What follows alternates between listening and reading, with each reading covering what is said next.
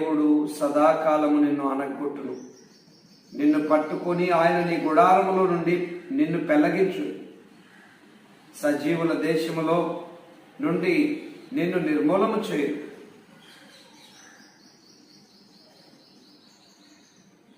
మనుషులు గర్వించినప్పుడు,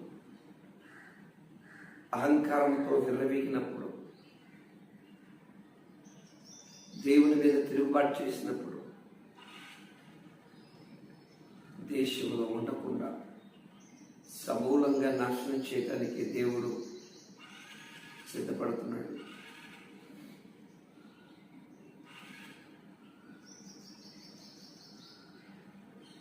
అటు వారిని ఆయన నిర్మూలన చేస్తాడు.